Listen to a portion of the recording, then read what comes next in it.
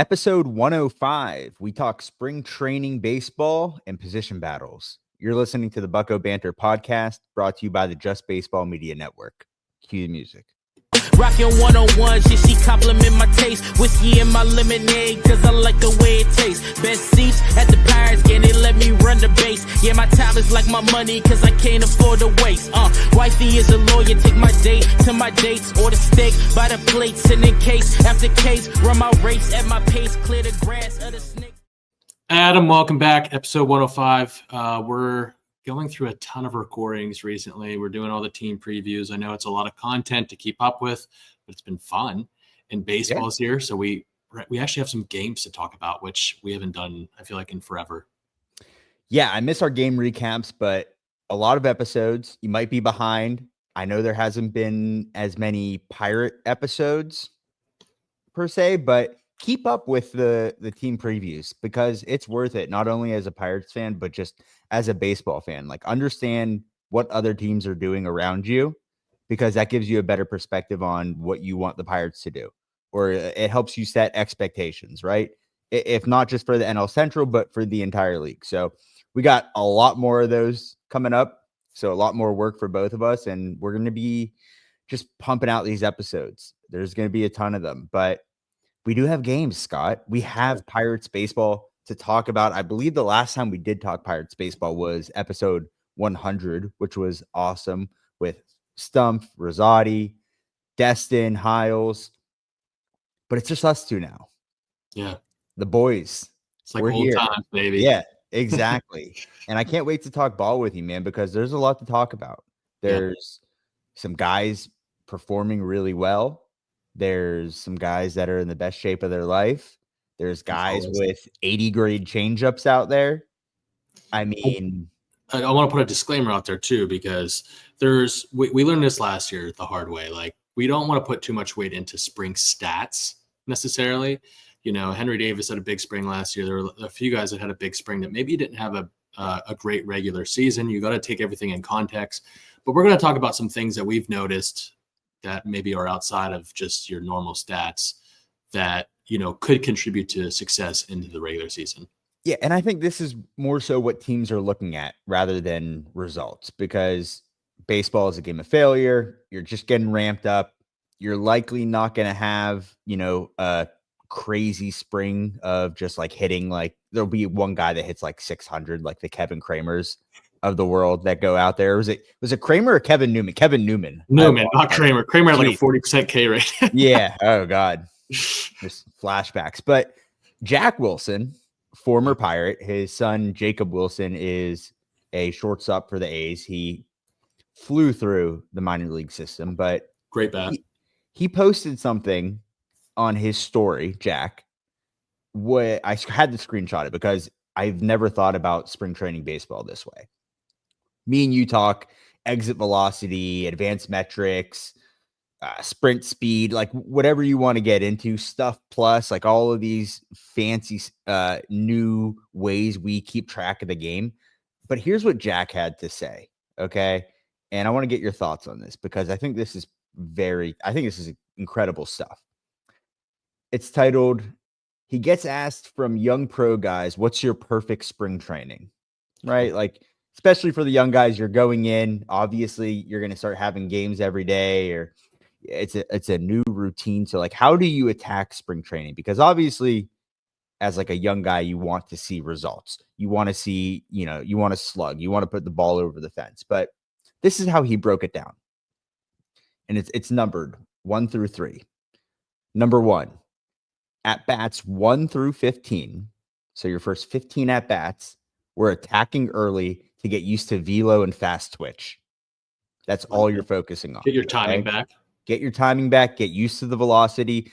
You might have been facing, you know, simulated games all off season, but like this is your time to like, okay, let's get the eyes ready. Right. Yeah. Number 2, at bats 16 through 30. You're strictly working counts. Okay. Try and get to 2 strikes. That's what he says. Try and get to 2 strikes. Again, like you think like training camp with like football players and then like going through different scenarios and like goal line situations and like under 2 minutes. That's this right now, right? That's training, because in the season, you're going to have plenty of times where you're down in the count, but like you can't work. You need to work on that at some point to see what your approach is going to be, what you're comfortable with. So 1 through 15, we're getting the eyes ready, twitch muscles, getting used to the velo. 16 through 30, we're working on down and count, trying to get to 2 strikes. And then at bats 30 till opening day, we're just trying to have good overall at bats, situational hitting focused. Okay. So you're starting to really narrow the road to opening day and try and get those results, but also focus on the situation. Guy on second, guy on third, or like, what are we doing here? Are we trying to elevate the ball? Are we trying to push it to the right side? And then you get into opening day and you've had a little bit of everything, right? He finishes it with this. Worst case scenario, you get hot first couple weeks of spring. Best case scenario, get hot last week of spring. Love that. But you're working the entire time. So the reason I went through all that, and I know that was a couple minutes, but when we're looking at these results and we're yelling about lineups out there and we're yelling about a guy not improving his swing or maybe striking out or he's having a bad spring, maybe look at it from this perspective, right? Like this, we're in spring training for a reason. There's a reason that this is drawn out for, 2 months. We need to get everything rolling again. It's a difficult game. You need to get back up to speed. So I thought that was incredible stuff. Shout out to former Bucko Jack Wilson. Yeah, we'll definitely share that on our socials too, because I think that's incredible. I like it's basically saying like go into spring with a purpose, with a plan, right? And I think every player should do that. And the guys that have played baseball or understand what spring training is all about, they know that's you should probably understand like that's what most guys are going in doing. Not necessarily that specifically, but it's silly to like get mad over lineups, especially in February. I think that's just so absurd. But yeah, man, you don't know what each guy is working on individually. But I think that's a great outline. And I think just that the meaning behind it, like going in, like I said, with a purpose, with a plan, and working on things like timing first. I think that's important after a long off season away from baseball and your first live reps. And then, working on situational stuff like working counts and stuff like that. And then trying to put that all together into like just quality at bats going into the regular season. That's great stuff, man. Yeah, it's awesome. And then I know you're going to get into pitching a little bit later when we talk about guys like Bubba and Thomas Harrington, but they're doing the same thing, right? Like pitchers are attacking this the same way. And that's why you see guys like Henry Davis, Ke'Bryan Hayes, guys that kind of struggle in the regular season, whether it's for health reasons or just approach, you see them succeed in these early months in spring. Not only is the ball flying, but like pitchers are working on things too, and hitters recognize that. So like as a former hitter and like an offensive minded guy, like, yeah, you might be going up and you're thinking about all these tools to success that Jack Wilson just gave us. But you're also thinking like, if I get a fastball right here, I'm going to drive it, right? So that's why you see Henry Davis, Jack Sawinski, Ke'Bryan Hayes, like making solid contact, hitting the ball hard right now, because pitchers might be working on one pitch and they might be going out there and focusing on one or two things. So like you're kind of like, okay, well, like, yeah, I got to like work on my timing, get everything ready. But like, if this guy's going to throw me fastballs inside and I know it, like I'm going to turn on something. So it's all, we're putting it out there just because it's early. It's very early. And absolutely, we love to see results, but we love to see, results are great, but adjustments are better at this time of the year. And I think that's what we're seeing from a lot of guys. Absolutely. And let's get into some of those, breaking it down game by game. We're not obviously going to do like a full game recap like we do in the regular season, but we want to shout out some notable performances and notable things that we're, seeing in each game. Saturday, the 22nd, that was last weekend. So we've got a week of games to quickly go over here. we played Baltimore and in Sarasota. We'll play the Orioles a lot. They're our closest, neighbor, if you will. In Florida, we had some notable performances and guys that have kind of kept it going here through the first week. DJ Stewart and Matt Gorski. Like are those two fighting for a chance to make this roster? Like they sure as hell are hitting well enough. The results are there. The stats are there. I'm curious to hear your opinions of Matt Gorski's swing if you've looked at it much, because you're more of a hitting guy. It's funky, man. There's a lot going on there, but he makes it work sometimes. And when he makes it work, when he connects, it's big. It's big contact. Yeah, go on. If you look at a side angle of his swing, I think Murph posted a video of it. Shout out Anthony Murphy. There's a lot going on in that swing. There is a lot, man. And I'm glad you brought that up because we're talking about guys that are seeing good results right now. Gorski has 3 home runs already, 1 to the opposite field. Right? That grand slam in this game was they're crushed. For lack of better terms, shit on. Yeah. Like went over this clubhouse in left field or whatever's there at Ed Smith Stadium in Sarasota. But yeah, go ahead. Here's the thing. And I think I said it a couple episodes ago.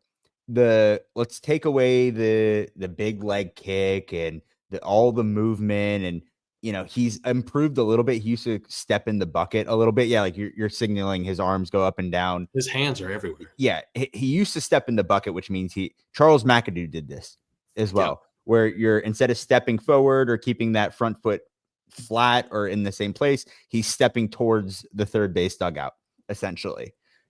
He's improved that a little bit, but let's take all that away. The swing reminds me of Henry Davis. Like I said it before, and I'm going to say it again, like big, strong guy, 2-handed finish. Like when they connect, like, of course they're going to hit the ball far. So like this time of the year, like he knows this is a guy that, like we need to see the adjustments because if not, he's going to be a career minor leaguer. He's 27 years old right now. And it's kind of like make or break this year for him, right? Oh, if he doesn't make it, there's opportunities, first base, outfield. He could be that kind of hybrid guy. I know he's got some speed. It's just that swing right now. Like, yeah, he's going to see fastballs and he's going to connect. That's not the problem. The problem with Matt Gorski is he's never had a K rate that's dipped below 23% his entire career. And his highest home run years where he's had the most power, 5% with a high of 33. So like he's striking out like at a pretty decent clip, right? So yeah, he might be going up there right now and saying, I'm hunting fastballs. Like I got to show something. And like part of me doesn't blame him, right? But like another part of me is not going to get fooled again. Yeah, he's a guy, he's a swing change, not a swing change candidate, but he's a guy that I'm interested in seeing what Matt Haig could potentially do with him throughout the spring, because like you said, it is a make or break year for him. He needs to make some adjustments. If he were to live in that mid 20 range in a K rate, like I think that's best case scenario for him. Because if he gets to the big league level, like I see 30 plus for him. And I don't know what he finished at AAA last year, but like I think mid 20s would be ideal. I mean, I think Aaron Judge is mid 20s. But you're getting 50 home runs. You're getting, and you're making and he's got a short swing and there's not a lot of noise in the hands and stuff like that. So another swing that I was interested in this game, and not to spend too much time on this game, Nick Solak, well, I'm not going to talk about his swing, but Nick Solak, he's a good bat the ball guy. He's put up some big numbers. He had 2 hits in this game. But Endy Rodriguez, he's a guy that everyone's going to be watching coming back this year. He had a hard line drive double to left center opposite field in this game. He has nearly a one-handed swing. Like he lets go of the bat very early. And I feel like he's going to struggle with off speed. What are your, I don't know how much you've watched Endy, but what are your thoughts there with his hands? And from the left side, it's very noticeable, right? Because you think of those softball players that are doing those running swings to get down the line as fast as they can. Obviously it's not that, but like when he's making contact, his right shoulder, instead of it being like still, it's almost out of the batter's box. It's like pointing towards the first base dugout. So yeah, I think that's kind of conducive to struggling with an off-speed pitch away. Like you might be exposed in that area. I there's just not enough of a sample size on Endy, right? Like if that's going That's the to thing. work, like are we going to sacrifice power? I know like you're not expecting like that much power from him, but like You definitely are oh, sacrificing it there. yeah, you're definitely sacrificing it there. And I think we saw him run into a couple when he first got called up 2 years ago, right? The power's there. He can connect. The swing I generally like. I just think like there's some fine tuning to it that we just need to see more of, and maybe he gets exposed a little bit, but I think the power is going to be sacrificed for a little bit more of like a bat to ball guy, which is fine. If he can Mm. be a plus catcher for us, great. But yeah, it's interesting. I don't really have too much on it right now, but as spring goes on, maybe we'll be able to break it down a little bit more. Yeah, absolutely. He's someone I'm definitely watching. Let's go into Sunday. I don't want to spend too much time in this game. I know Majinski started the first game with 2 innings, and Burrows came in, had a inning of work with 1K. But Sunday, the 5-1 win against the Twins at Lecom Park. It was the home opener, I guess, if you will.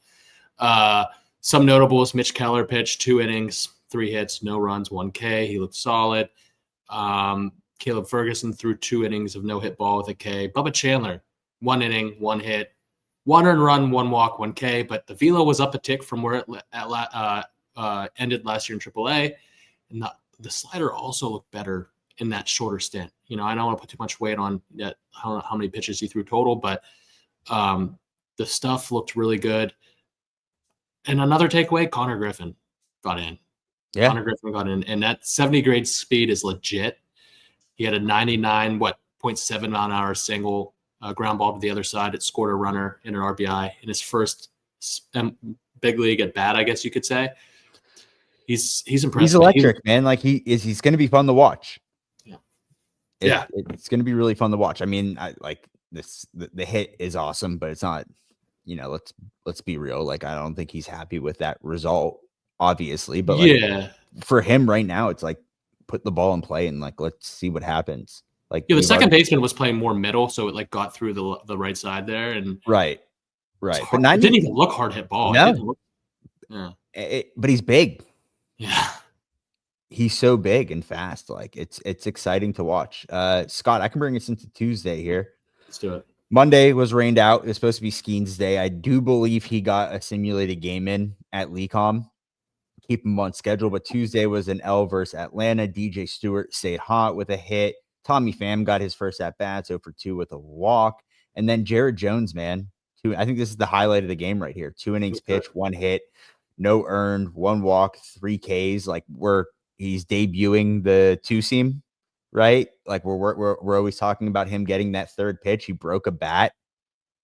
Like he said, like I guess it doesn't suck. Like he could be very dangerous. Thinking about him, Skeens, and Chandler back to back is unbelievable. And then you saw Thomas Harrington in this game too. Another uptick in velo. The slider sweeper is plus 116 stuff plus, which Scott, I know we're throwing out all these terms here.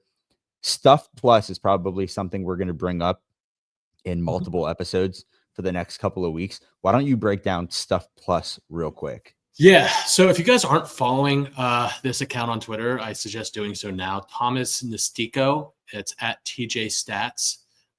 He has some great breakdowns of arms and spring training, their stats. Stuff plus is a statistic that looks only at the physical characteristics of a pitch. So that includes maybe release point, velocity, vertical and horizontal movement, spin rate, all that fun stuff. And the secondary pitches, so your pitches outside of your primary pitch, if that probably your fastball, are defined based on their primary pitch, with primary defined by usage in an outing. So they're judged by the velocity and movement differentials from that primary pitch, along with raw velocity and movement numbers. The model also, or the statistic also, includes stuff like axis differential, which it tries to describe the difference between the movement expected by the spin alone and the observed movement affected by the phenomenon described as seam shifted wake. So it's basically saying, like, how good is your stuff, right? It's weighing all these characteristics together, and 100 being the baseline, like league average. So if your stuff plus is above average if your stuff plus is above 100 on a certain pitch, it's above league average, right? And we had some pretty impressive numbers here. You were just mentioning Thomas Harrington, who had an uptick in velo. The slider sweeper is disgusting. It's plus 116. I mean, there are a lot of big league sliders that are not 116 stuff plus, right? My question is, his fat four seam was his lowest rate. It was like a 90, I think. Is he a candidate to scrap a four seam and maybe go two seam sinker? I think yeah. That slider gets a ton of horizontal break. Imagine a fastball that's breaking the opposite direction off of that horizontally, because he seems to work well east to west, and he's got pinpoint command.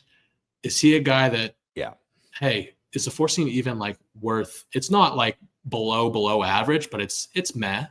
It's average. Right. Like in that four seam, either you're trying to work it at the top of the zone or you're going to try and paint, right? And like you said, like I was waiting on you to say that, like pinpoint accuracy. Like a guy like that probably doesn't need that.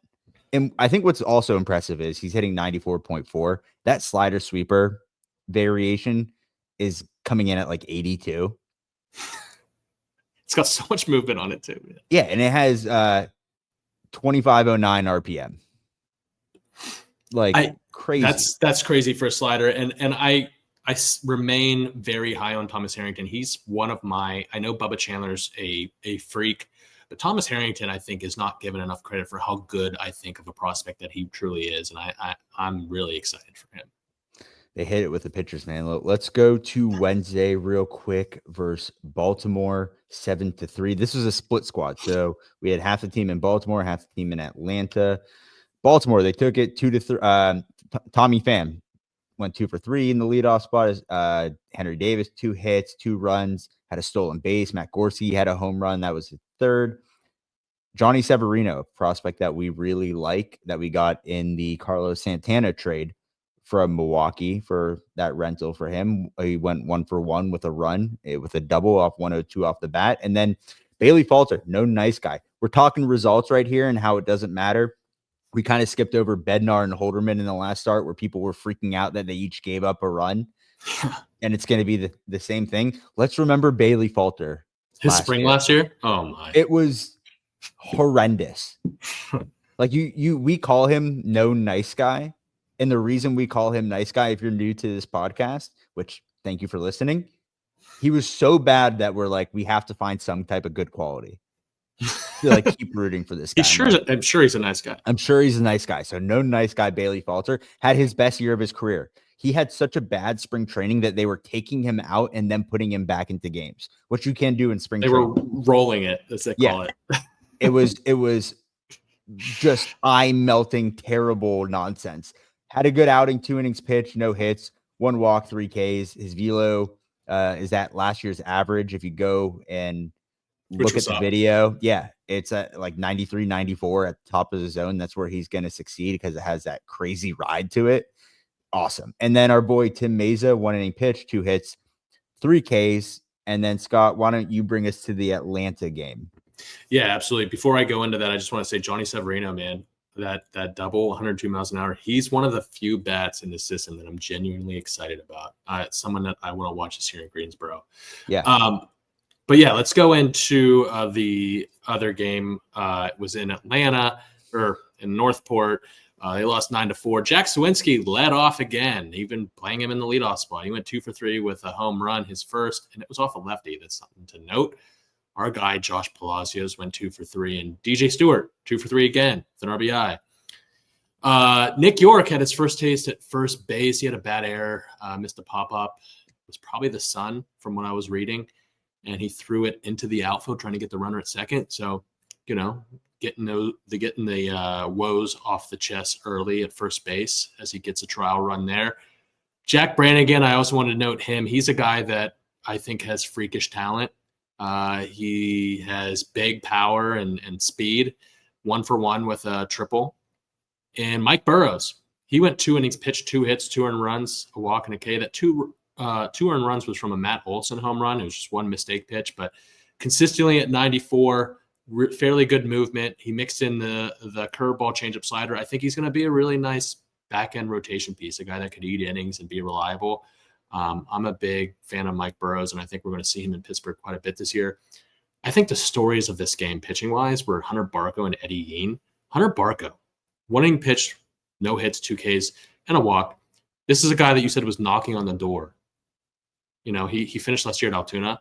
He's hit 95, 96 in the fastball in this game. I mean, as a lefty. And I don't know if Hunter Barco, when we drafted him, was at that, or even if he was sitting at last year. So there's clearly an uptick in the fastball. That's something to watch for sure. Yeah. I think he's our best lefty prospect. Yeah. We've had in a minute. Yeah. And then you got Eddie. Go ahead. It's a college arm. Like, he should be ready soon. Yeah. No, and he played in a good program like Florida. So we also had Eddie Yeen, who were both, high on as a potential bullpen option. He threw an inning with a K, no hits. He was up to 97, throwing bowling ball sinkers and fastball at the top of the zone. He looks like an offensive lineman, but he also has that look of like a back-end reliever that could be really intimidating. And he has some really good stuff. So he's a name to watch as well. You ever been to Northport? No, I've not heard good things. It's terrible. Before we continue, I want to talk about Jack Suwinski in that leadoff spot. Yeah. I think that's something they're actually toying with. Okay, clearly. And it kind of reminds me of wait. Oh, damn it. You beat me to it. I was gonna say, where you're going the Kyle Schwarber route. Yes, it reminds me of that, which I'm a traditionalist when it comes to baseball. I'm a pretty open-minded guy, but when it comes to baseball, I'm an old head. I'm a traditionalist. And I'm not a big fan of that type of leadoff hitter. I get the argument, the on-base percentage. It kind of, the way I think about it, it's kind of like how basketball has evolved, where, hey, just chuck up a bunch of threes and because threes are more than twos, and nice. Yeah. that's the new way of playing basketball. To me, that's not aesthetically pleasing. I want to see some hard-nosed defense in the paint. I want to see some driving to the hoop, going after your own rebound.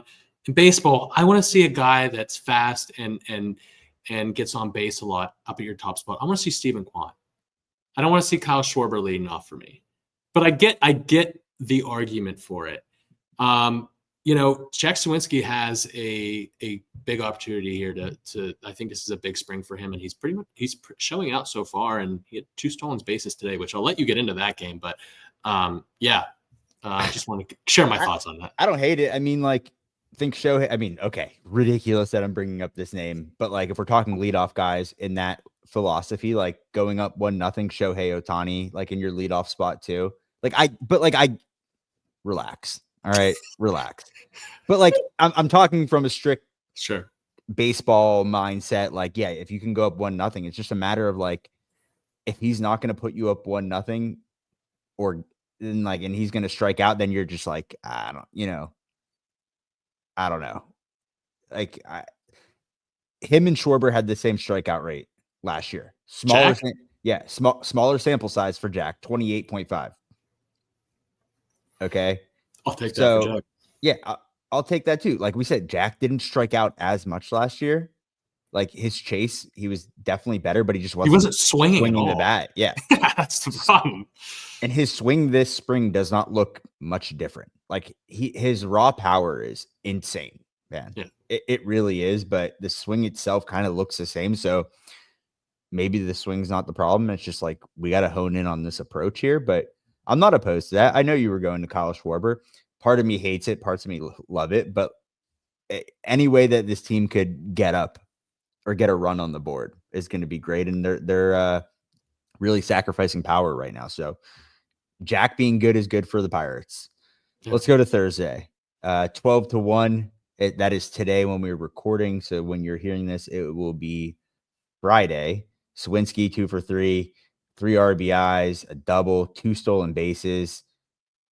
Nick Solak 3 for 3, 3 runs. Brannigan 1 for 2. DJ Stewart stays hot with a double.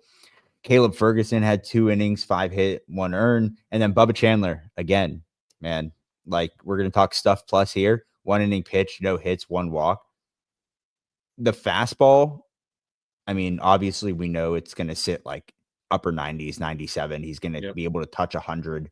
It's not just velo though; it's just the characteristics of it, or it's the spin, Right. everything.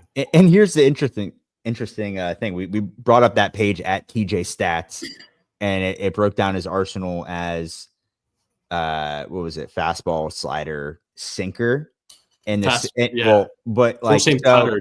Yeah, Sinker. so the sinker was characterized as a sinker because of the velocity, right? Because it's coming in at 92 miles per hour. That is in fact not a sinker. It's a combio. That is a changeup, my friend.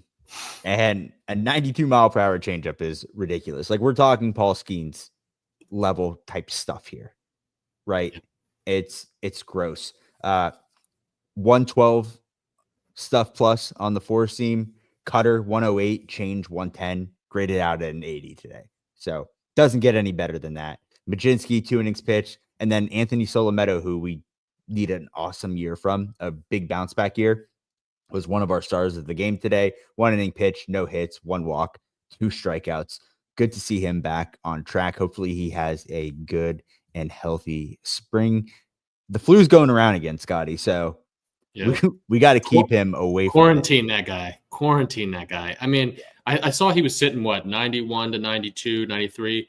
I think that's his range. When last year when he was coming back from that illness, he was upper 80s, maybe touching 91. So it's good to see him healthy and, back at it, because he's another arm in this system that is, full of arms and talent. So I'm rooting for him. And, it's good to see him have some success his first time out. We're going to do a shorter episode today. Yep. You got a little bit of everything here. You got Scott preaching Jack Sawinski, which is... Don't get ahead of yourselves. Unheard of.